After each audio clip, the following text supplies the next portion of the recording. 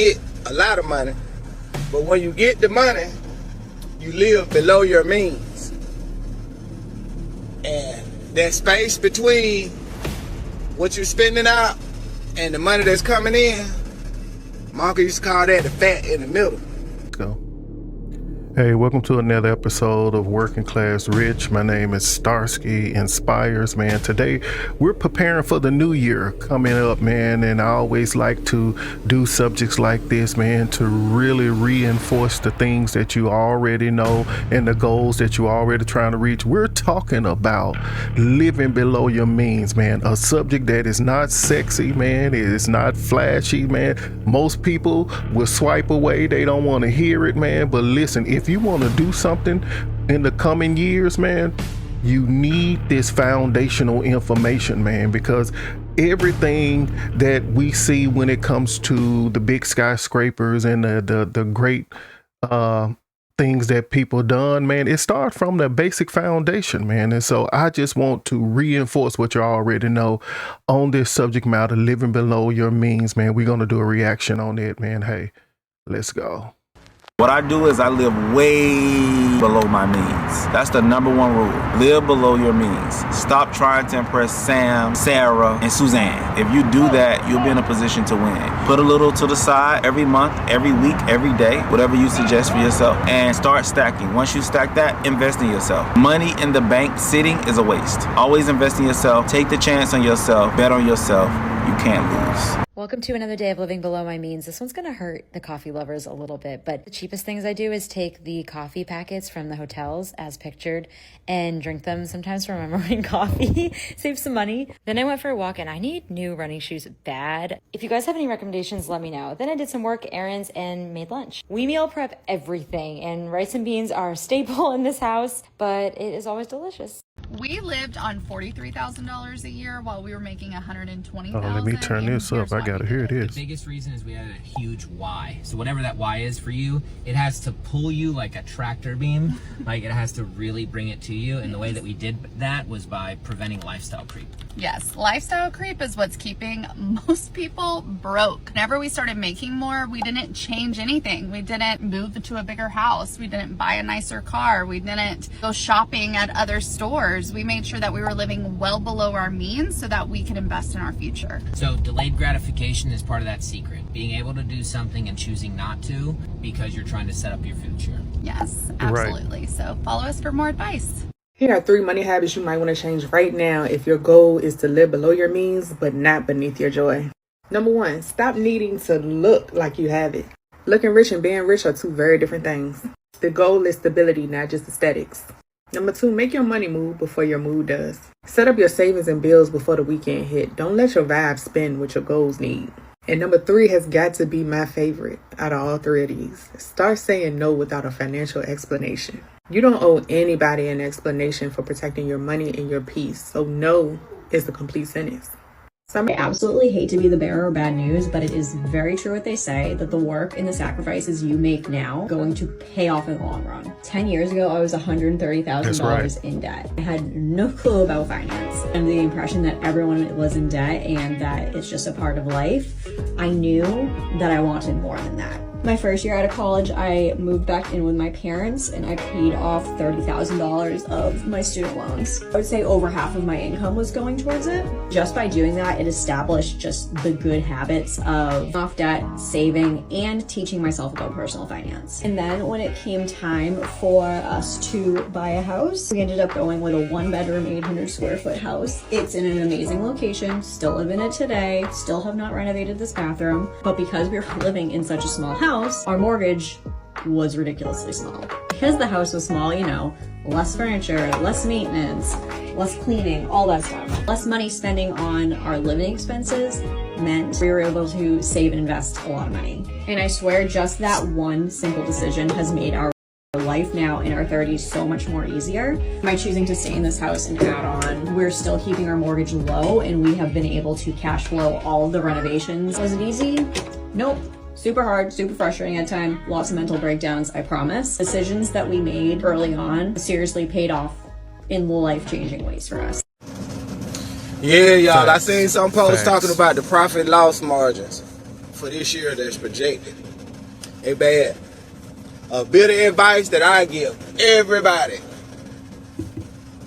My uncle used to give me a scenario. He used to say, you put yourself in a position to get a lot of money, but when you get the money, right, you live below your means.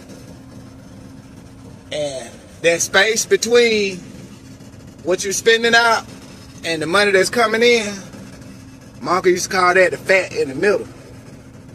These 10 things immediately. Number 10, subscription Have any of boxes y'all you heard forgot that you before? had. Number 9, a gym membership you haven't used in months. Number 8, eating out more than twice a week. Number 7, brand new cars with over $600 payments. Number 6, credit cards you can't pay off monthly. Number 5, friends who only want to do expensive things. Number 4, shopping as therapy or entertainment. Number 3, keeping.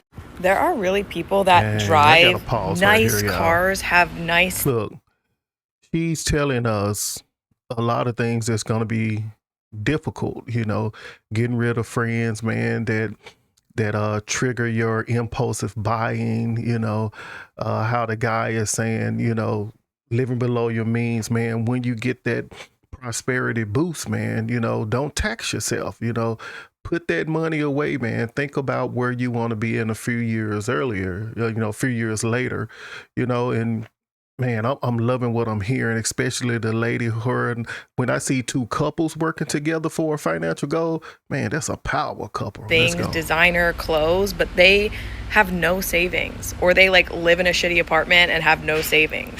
You need to reorder your priorities. If you do that, you will never be wealthy. One of the most important parts of being financially stable and building wealth is living below your means. Right. Live below your means. If you want to live below your means and save money, here are a few things to get rid of. She is not lying. A couple of years ago, I was making a little over $140,000 working multiple full-time jobs from home. I decided that I wanted to get rid of my 2013 Hyundai Accent and get a 2022. In 2022, I got a brand new fully loaded Kia Sportage SUV, and my car payment was about $700. I think it was like $681, but then of course I had to have full coverage insurance, which was about $200 more, and then I got all the full service packages and things like that.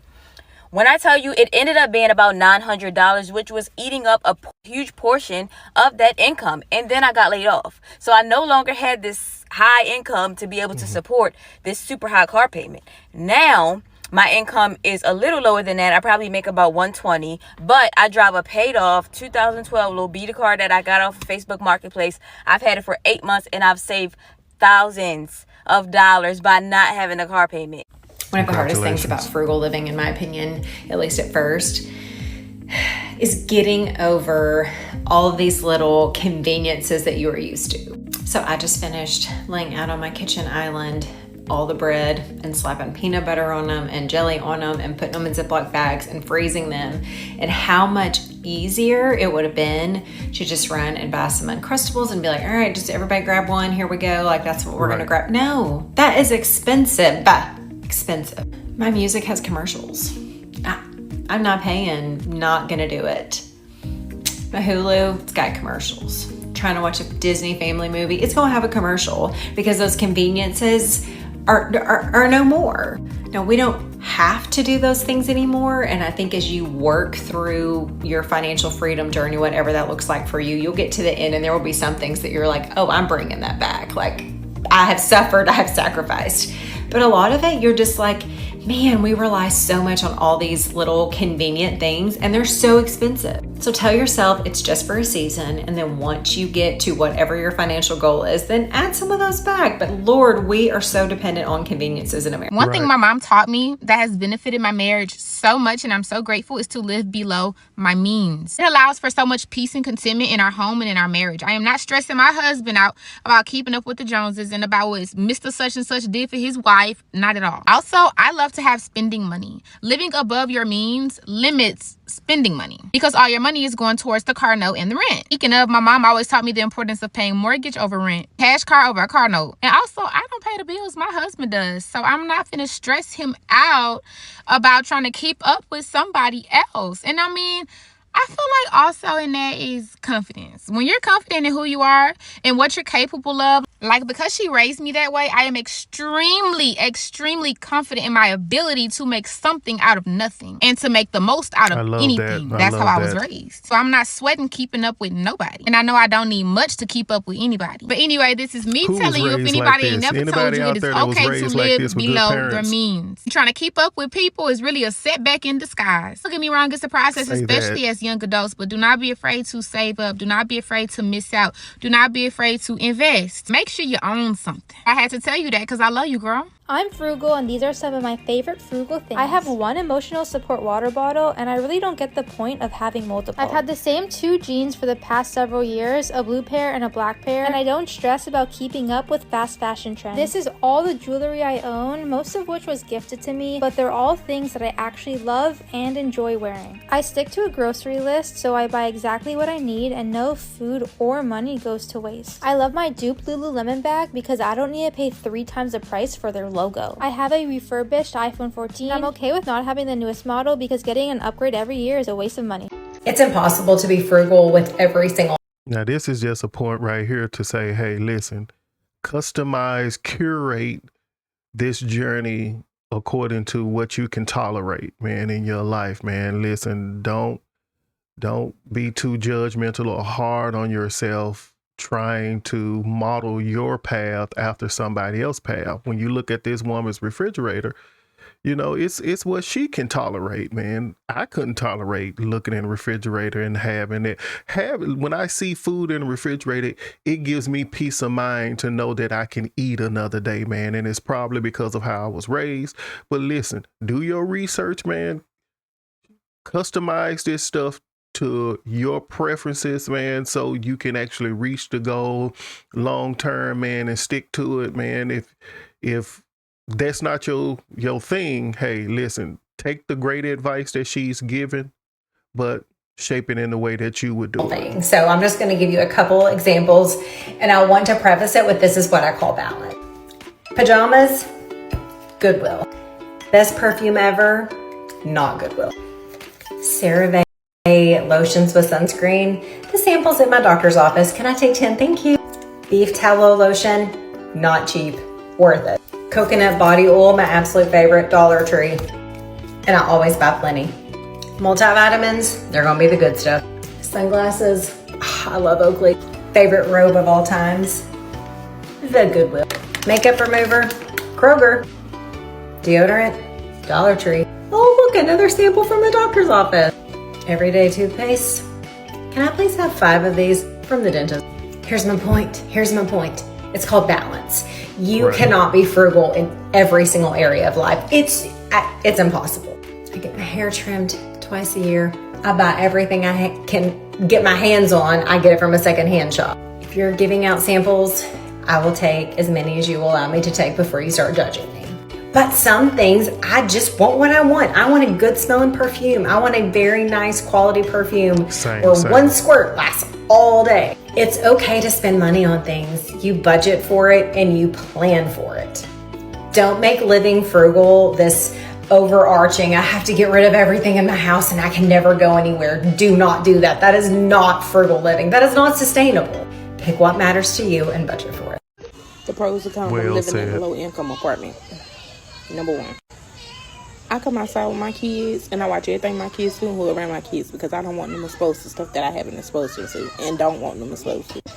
Number 2, watch your kids. You don't know who's a child molester and who's not. Even though you sign the paper say you're not and nobody come in, you don't know who comes over here. Number 3, it's always something. I don't care what it's, it's always something. Not just with kids, with adults too. Number 4, it have its ups and downs. It's good because it's low income. So, pros and cons. Even though you got to follow rules, that's everywhere you go. It have its go. Number 5, I'm blessed to have a roof over my kids' head because we was living in a 1-bedroom apartment with a house with mold in the walls, and it was just so tiny with 3 kids. So I'm blessed because I prayed for this, and I take it very seriously because I thank God for it every day. It's little, it's cheap, it's mine. I'm tired of society trying to gaslight me into believing that $100 is not a lot of money. Don't ask me for $100 to go someplace or do something. I do not have $100. I don't have an extra $100. I live paycheck to paycheck. If you want me to do something that's going to cost a lot of money, you have to tell me months in advance so I can make sure that I adjust my budget accordingly to make sure that I am saving up so by the time that event comes, I have the $100. I have to save up to get an extra $100 because I don't just have $100 that I can just spend. If I wasted $100 on something right now, I would be in such a bad place until my next paycheck. Once my paycheck comes in and it goes to rent and bills and groceries, I've got maybe $150 to $200 to last me until my next paycheck in 2 weeks. So no, I don't just have $100 to toss around for something. All right, I can't. And I'm tired of people making me feel like, oh, it's only $100. It's not only $100. It is $100. That's great if that's not a lot of money for you.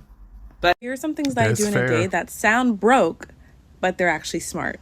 Number one, when you go out and you're not stocking up on napkins, what are you doing? The napkins are free. It is not stealing. If I'm out getting food, I grab as many napkins as I can. Most of the time, it's billion-dollar companies. They'll be okay if I take about 20 napkins. Number two, cut your sponges in half. Literally increases the longevity of the sponge that you're using. You don't need that big of a sponge. Cut it in half. Number three, if you cannot buy reusable bags, just reuse Ziploc bags. I reuse all my Ziploc bags. Like, why are we throwing away perfectly good bags? Number four, when my soap gets about this much, I add more water to it to increase the longevity of my item. At the end of the day, it's still soap and my dishes are still getting clean. Number five, this is a weird one. I don't have a microwave. For some reason, my brain thinks that if I have a microwave, I'm going to spend more money on things that need to be microwaved that I don't actually need. I don't need microwave popcorn. I should not be buying that. When I'm out at a restaurant, I order small. I order small because I have no microwave, so there's no point in having leftovers. Listen, don't judge me until you've tried it. What do y'all think? Do you think I'm broke or do you think I'm being frugal? Let me know. Love you guys. Stay free. Come with me to show you how me and my family live on low income. First things first, don't judge the messy pantry, but all of our shopping is done at Aldi and we keep to a $100 budget. I know a lot of people have a problem with this, but we use the thin toilet paper that is super cheap. Next up, almost all of our books are thrifted or either given to us. I almost never pay full price for a book. I also homemade my baby food. It's better ingredients and it's a whole lot cheaper. Next up, this is pretty much all the makeup I have, and most of them are cheap drugstore products. Same with our clothes. Most of our clothes are either thrifted or hand-me-downs from people. Don't mind the messy living room, but almost all of these baby toys and equipment was given to us to a baby shower. I don't think we bought a single one of these. Another thing that we do that keeps it cheap is that we both bought our cars full price out of cash, and they are both relatively old vehicles, nothing new, we don't have any loans. Our TV, the only streaming devices that we pay for are Netflix and Amazon Prime, nothing else. Pretty much our whole living room is from Facebook Marketplace, almost everything. Also, don't mind it, we just moved, so. And lastly, we almost never do any fun shopping or eating out unless we have a gift card. Needless to say, I am so grateful and thankful for the way we live, and we are still so blessed. Yo, I think that is this is profound. Because there's things in our house she's paying for and things in our house that she's gotten free, which speaks volumes of the country that we live in, because somebody else's trash could be your treasure, man. If you are resourceful and you go out and you ask and you look hard enough, man, there's people that's giving away tons of things that you don't even have to go and buy. So you can save money that way.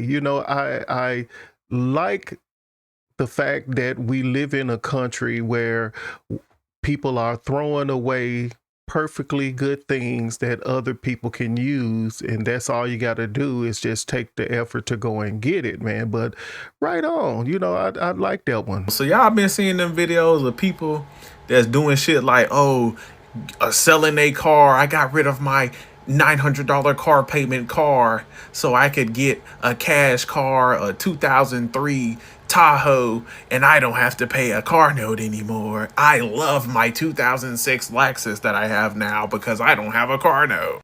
I'm moving out of my high-rise apartment downtown and I'm moving into a regular apartment with a white fridge. And like they trying to like make this trend of like downsize and like get some kind of trend, but let's like, no, nigga, a lot of y'all are just going back to where y'all supposed to be at.